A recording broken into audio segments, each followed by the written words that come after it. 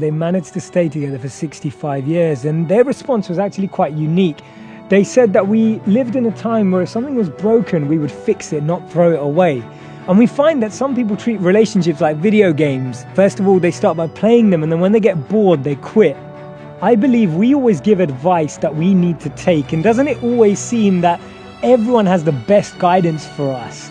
And we receive advice from our friends. We analyze and observe relationships on television and in real life. We dream about what it would be like to love as they do in the movies. Love is promised on countless dating sites, and every year you can count on a song by Taylor Swift about a love story where everything has changed, but it's still sweeter than fiction, and you are still in love.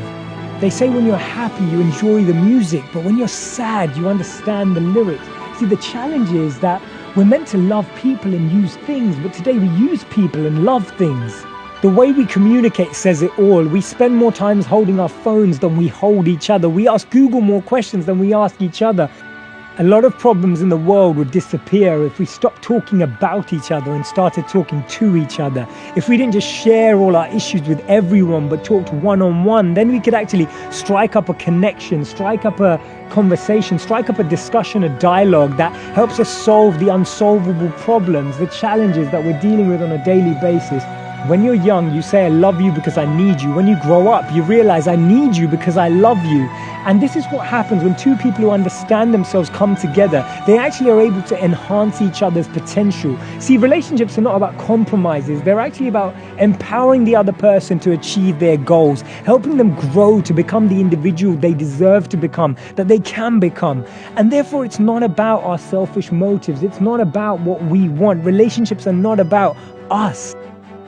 See, what usually happens is that two people come together to complete each other. They come together and they depend on each other. And this dependence leads to a drain. And this drain leads to more pain and insight into what it feels like to constantly have someone who depends on you for everything. That starts to create a barrier or a bitterness between the two individuals, where actually one starts to feel that they're actually carrying the other person the whole way through.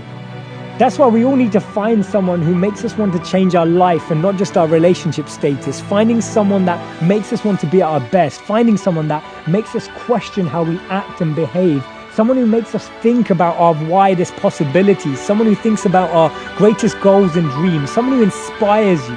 Someone who inspires you to make a difference in your life and the life of others. You need to go out and find them.